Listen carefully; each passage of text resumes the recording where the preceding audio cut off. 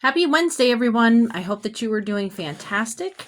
I am Ann Darda. I'm a professional psychic and a spiritual counselor.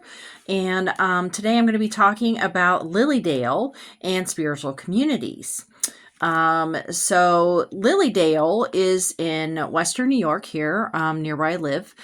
Near is in 2 hours from me, but it is about 60 miles south of Buffalo, and it started in 1879. It's a nonprofit corporation. It is a spiritual community of psychics and healers in Western New York that offers classes, workshops, lectures, public church services, and mediumship demonstrations. They have just a window during the summer. It's the 10-week season that offers different classes, experiences, information. And this is all for information, enlightenment, hope, things like that. And I will be teaching a couple of workshops this summer. And I'll be talking about my first one in a minute. So they did have the Fox sisters cottage on that the lands there. It did burn down in 1955, but the Fox sisters were two sisters that basically started the spiritualist movement in the United States during the Victorian period, early Victorian period. And so that's why they have the cottage. It's more of a memorial and a meditation garden now that you can go and you can sit where they used to have the house, but the house no longer stands.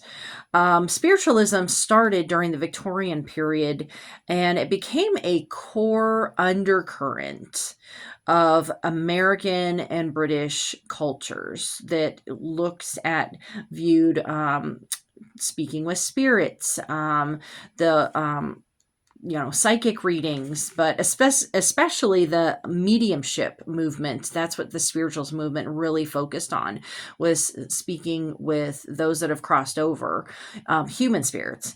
And so this was a huge deal during the Victorian period, especially for women during that time. And the vast majority of readers and mediums were women during this time, and it actually offered a different lifestyle than what most women were forced into, because most women didn't have too many options for jobs. You could be a teacher, you could be a servant in a fancy household or something like that, but not too many women could work, and they ended up having to get married and have children. And so being a psychic, being a medium, was a very different lifestyle that was not that was offering women a different life way of being.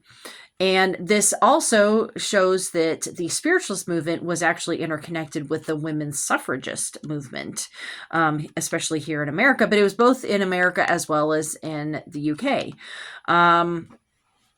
Now, talking to the dead, that was their main focus during the spiritualist movement.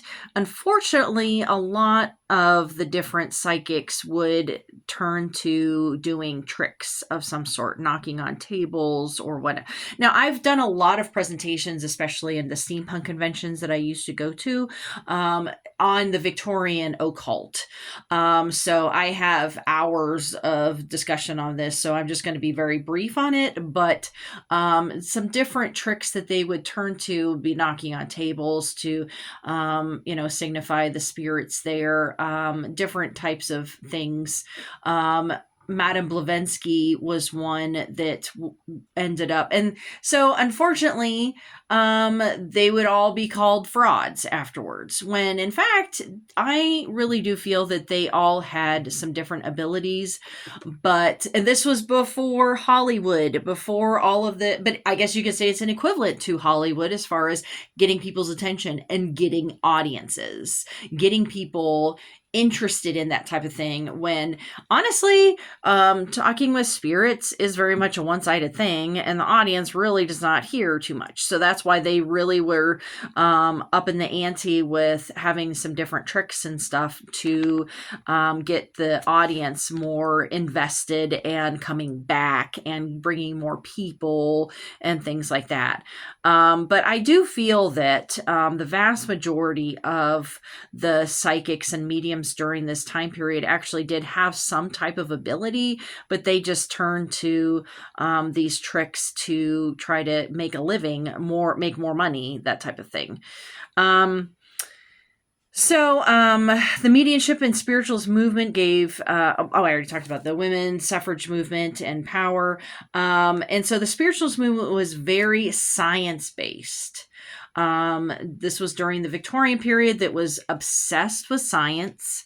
And so there were a lot of experiments and some we would find very interesting and not even very PC or PG, actually, as far as the experiments go, especially with ectoplasm and things like that, that were, once again, very racy or very outside of the box, the outside of mainstream society, very nonconformist views on the world, on science, on spirit forms, astral things like that.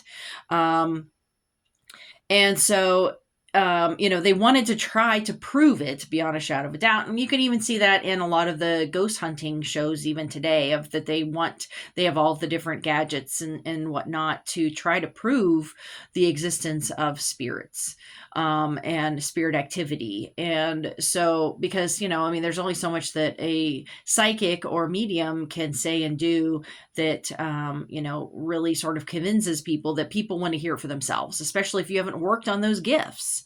So there was this one society called the Theosophical Society that Madame Blavatsky and another psychic had created. And unfortunately, the Theosophical Society museum, where all of the different texts, paintings, handwritten notes, things like that were all kept in one location, were burned down at the beginning of this year with the LA fires. I think it was January 9th. And as soon as they announced that the Theosophical Society building burned down, I was like, oh my gosh, all of that.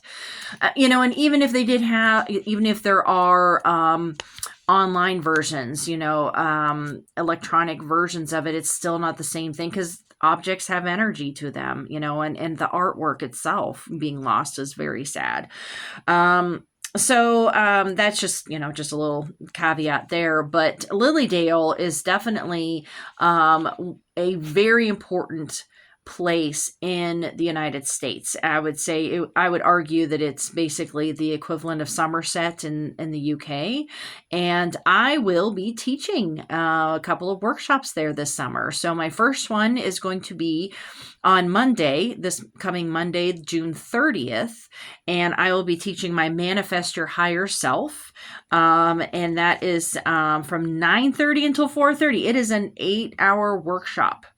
But it is going to be covering mind, body, spirit, how they all interconnect, and how you can manifest your higher self. What is your higher self? It's, your sense of spirit, your connection to spirit, your connection to your other spirit guides,